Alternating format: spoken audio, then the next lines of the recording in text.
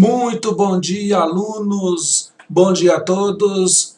Certo, agora sim, está valendo. Mercosul, professor Sérgio Rocha, vamos falar aqui agora sobre esse assunto que é bastante interessante, faz parte aqui da nossa matéria, certo? Nós vamos ver agora as características do Mercosul, como é que está se desenvolvendo. Então, uma matéria bem interessante, diretamente ligada aqui ao nosso querido Brasil. Então, nós vamos ver agora as características. Olha que beleza de, de bandeira, os 4 países ali, os fundadores, né? Então, no caso, Brasil, Uruguai, Paraguai e Argentina. Então, nós vamos seguindo aqui com a história do Mercosul. Começando aqui, Mercado Comum do Sul. É um bloco econômico constituído por países da América do Sul que, embora tenha atingido um significado nível de integração, quer dizer, estamos bastante integrados, passando as nossas mercadorias lá, assim, certo? Perdão. Diminuímos quase o tempo todo, diminuímos quase todas as nossas barreiras alfandegárias, tá certo? Então, um bom nível de integração econômica, tá certo? Aqui, né? E ainda classificado como União Aduaneira. Então, presta atenção, como está escrito aqui Mercosul, Mercado Comum do Sul, né, sempre dá a impressão que nós já estamos no nível de mercado comum. Só que nós estamos no nível de união aduaneira. E por que disso? Porque uma união aduaneira, nós temos lá o fim das taxas de pagamento, das barreiras alfandegárias entre esses países, e nós temos, além disso, né, nós temos uma TEC, né, uma taxa de exportação comum entre esses países. Quer dizer, se o Brasil for negociar com outros países fora do Mercosul, nós temos uma taxa de importação e exportação que é a mesma taxa da Argentina, Uruguai, Paraguai e assim por diante, né? Então, isso faz com que nós nos aproximemos mais e que nós não sejamos, entre nós, concorrentes, tá? Então, usamos a mesma taxa por isso. E aí é o seguinte, no caso aí a gente se torna uma união aduaneira, porque se a gente não tivesse essa taxa comum e só transmitisse ou transferisse essas mercadorias aí sem pagar impostos, nós teríamos aqui, então, uma união aduaneira, seria alguma coisa mais simples. Mas agora, aliás, nós teríamos, então, uma área de livre comércio. União aduaneira, no caso que nós temos aqui, quando nós temos essa taxa comum, tá certo? Então, esse aí que é a característica do Mercosul, união aduaneira.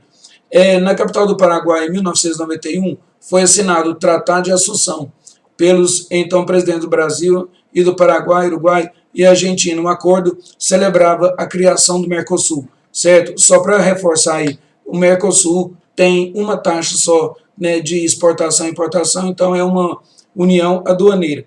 Nasceu com o objetivo de promover a integração econômica desses países. Quando se fala em integração econômica, né, não tem aqueles objetivos super elevados, né, e super complexos como teria a União Europeia.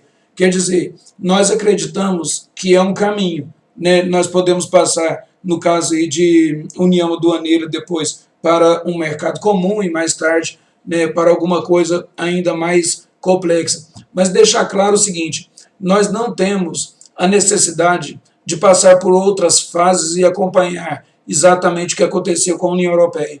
Por que disso?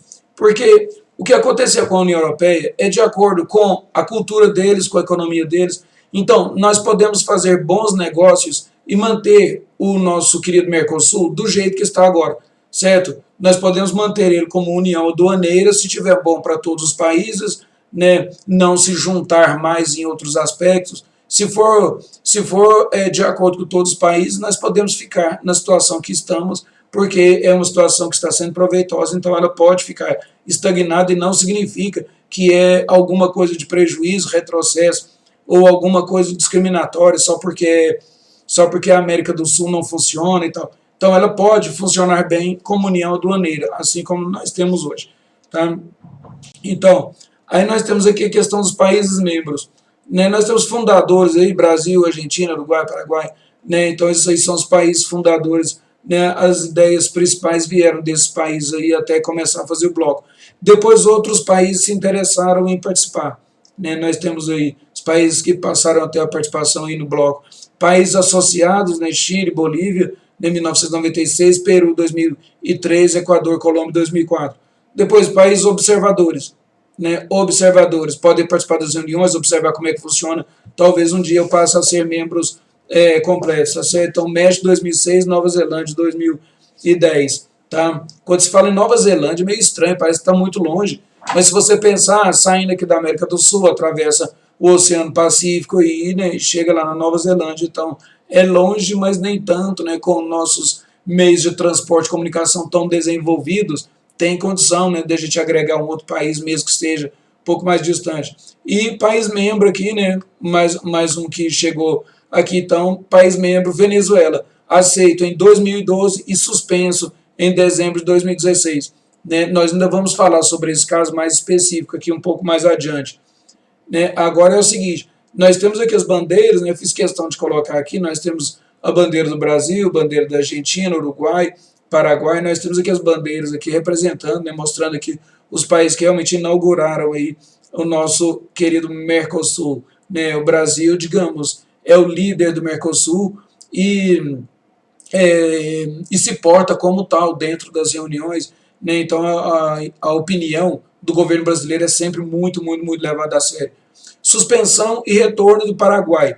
O que é que aconteceu para que o Paraguai tivesse um momento de suspensão, saísse do Mercosul, né? Os países chegaram à conclusão que o Paraguai deveria sair e depois ele retornou. Então, quais teriam sido os problemas, ou um problema especificamente, né, digamos assim. Em junho de 2012, a Argentina, Brasil e Uruguai decidiram pela suspensão do Paraguai como membro do Mercosul. O bloco alegou que a época do Paraguai feriu os princípios democráticos quando consolidou o processo de impeachment do então presidente Fernando Lugo. A suspensão durou até abril de 2013, quando ocorreram as eleições no país. Então, o que foi isso especificamente? Né? Houve o impeachment do presidente Fernando Lugo, né, porque dizem que os soldados foram invadir uma fazenda lá, fazer a restituição da posse da fazenda, e houve uma mortalidade grande lá de pessoas, então o presidente ou não comandou direito e tal, e aí houve um impeachment contra ele por causa disso. Vocês sabem como é que funciona. Muitas vezes a oposição fica procurando algum motivo para fazer o impeachment do presidente, e às vezes são motivos que não são totalmente provados e tal. No caso aqui do Brasil, nós temos um período bastante longo para o presidente, né, se defender. Né? Então é um período longo e o presidente pode se defender de toda acusação contra ele para depois acontecerem as votações, se há o impeachment ou se não há. Né? Nós já tivemos no Brasil 2 processos de impeachment. Agora, no Paraguai, né, foi interessante que o processo de impeachment do Fernando Lugo ocorreu em 24 horas. Tipo assim, você é acusado disso aí, né, você é acusado de tais crimes, e nós vamos, então, fazer a votação se você vai sair ou se você vai ficar. Houve em 24 horas, o processo todo, né, ocorreu em 24 horas e acabou que o presidente foi deposto. Né? Então, o Brasil, e, né, assim como a comunidade internacional, fez lá o seu protesto dizendo: isso não foi democrático. Né? Nós não estamos julgando se o Fernando Lugo é culpado ou inocente de alguma coisa. Mas o presidente saindo da presidência, né, da condição de presidente, e oficialmente está fora, né, deposto pelo Congresso Nacional do país, né, em 24 horas, né, não foi um processo legítimo. Né, não foi um processo onde ele teve todo o direito de se defender. Né, então, uma acusação que é mostrada em 24 horas, o presidente perde o cargo. Então, isso foi considerado pelo Brasil uma coisa irregular. Né, então, aqui, o processo de impeachment de Lugo, que durou pouco mais de 24 horas, foi considerado legítimo pelo Tribunal Superior Eleitoral do país. Considerado legítimo. Mas agora sim, nesses processos de impeachment, sabe que existem muitas forças ali, né, que não são tão assim provas cabais assim, mas são forças políticas para tirar esse presidente e colocar aquele presidente.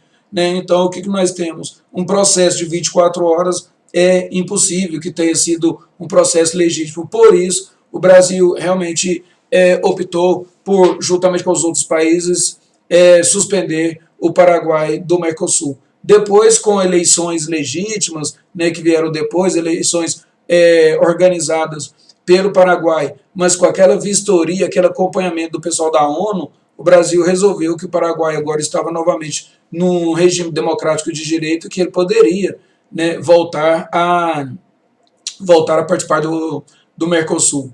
Agora nós aqui, Fernando Lugo, quem diria, Fernando Lugo aqui aparecendo aqui, certo, com aquela ideia de vitória aqui, certo, mas depois houve impeachment rapidamente, foi bem estranho, esse sorriso aí saiu rapidamente do rosto dele. Agora nós temos aqui a Venezuela, entrada e a suspensão da Venezuela. Quer dizer, a entrada da Venezuela no Mercosul, né, não era de gosto de todos os países membros. Né? Então, o que nós temos?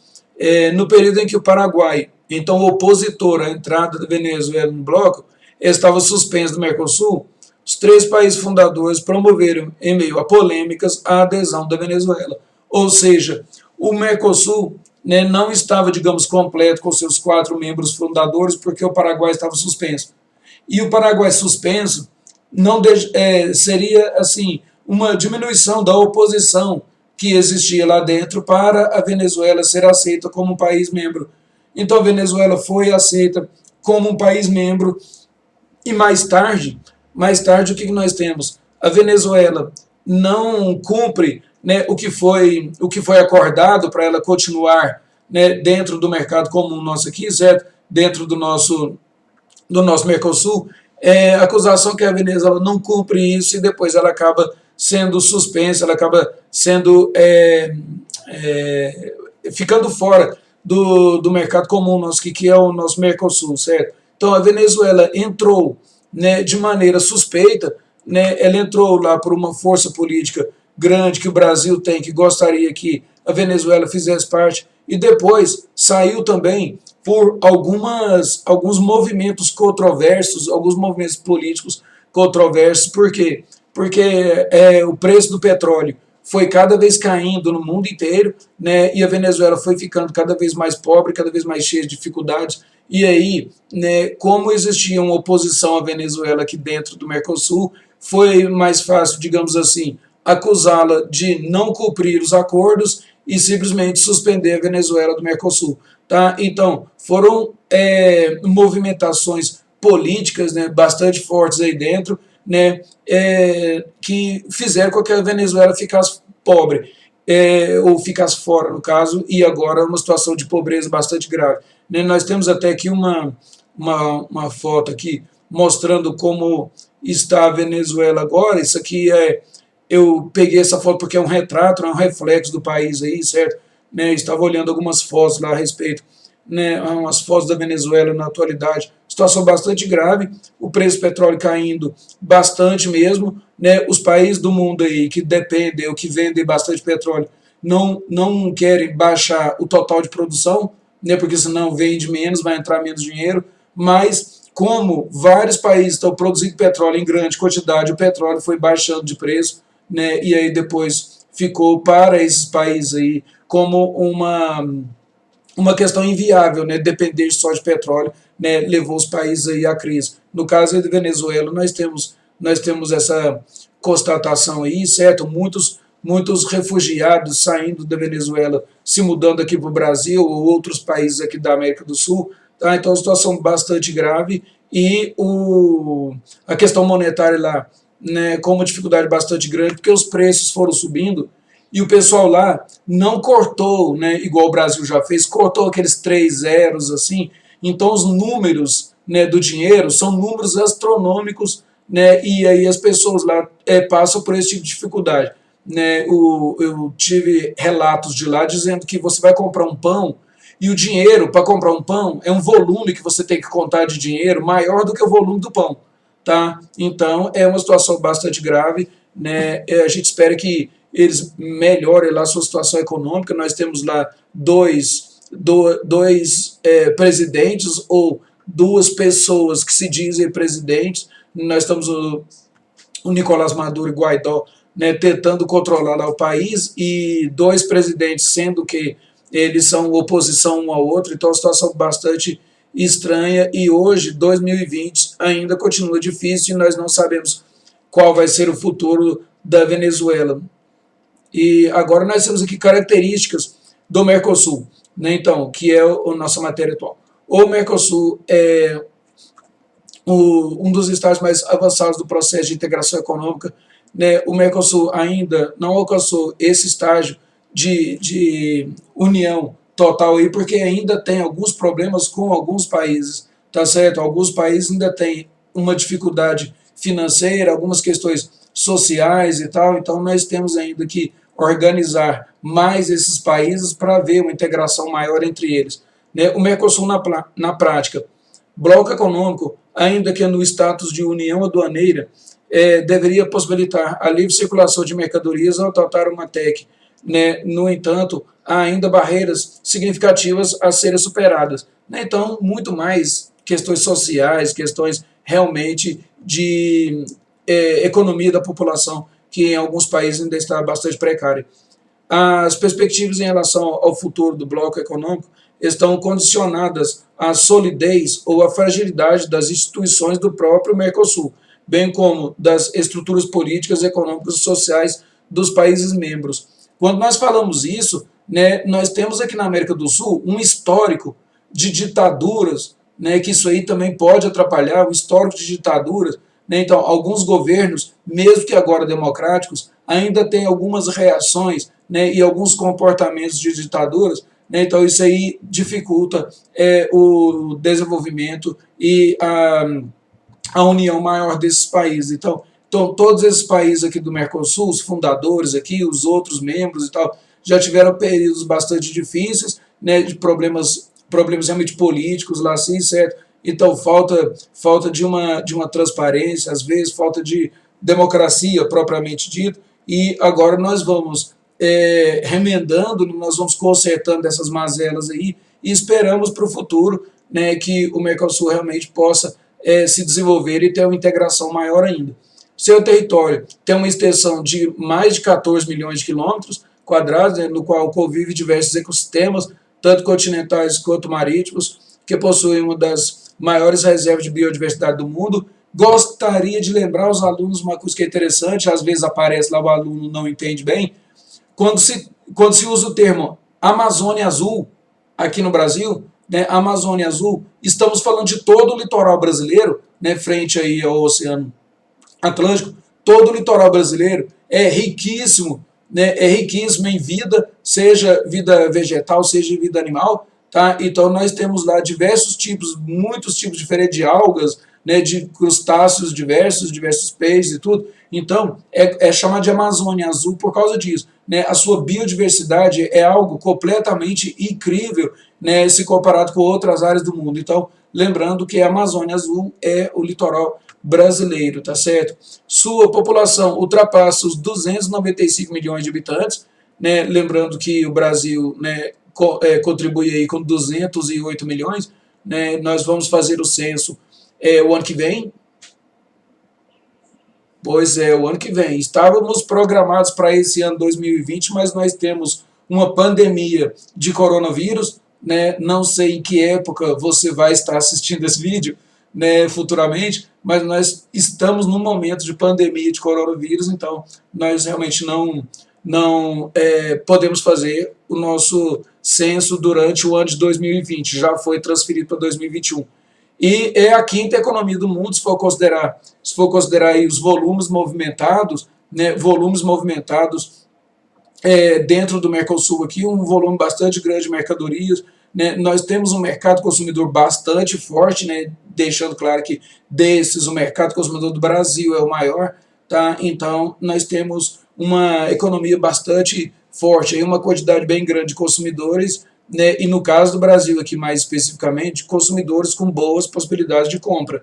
Depois, tem recursos energéticos imensos, né, diversos tipos de recursos energéticos aí espalhados pelo nosso território. O Brasil tem do maior território, tem também, né, essas maiores fontes aí, né, seja produtos energéticos retirados aqui ou em qualquer um dos outros países do Mercosul que nós podemos comprar com aquela liberdade de tarifas. Então, recursos energéticos, né, nós temos muita necessidade disso, o mundo todo presta atenção presta atenção nisso, porque nós temos energias renováveis, não renováveis, né, e sendo uma área bastante grande no sentido latitudinal, certo, da linha do Equador ali para baixo e tal, né, latitude, né, que a gente chama de sentido norte-sul, nós temos áreas, né, bastante quentes, áreas bastante frias aí, né, para você considerar aquela questão de agricultura, áreas de grandes altitudes, de pequenas altitudes, né, então uma possibilidade também de agricultura também bastante interessante, né. Esse aí é o nosso Mercosul, esse aí é um mercado bastante interessante, esse aí é a nossa união aduaneira, estou até acompanhando aqui assim, dentro do nosso livro, é a nossa união aduaneira que pode, né, virar algo muito maior ou continuar do jeito que está, né, não colocando aquela ideia de estar atrasado, esse tipo de coisa em relação à União Europeia. O que nós temos que saber é que se estiver sendo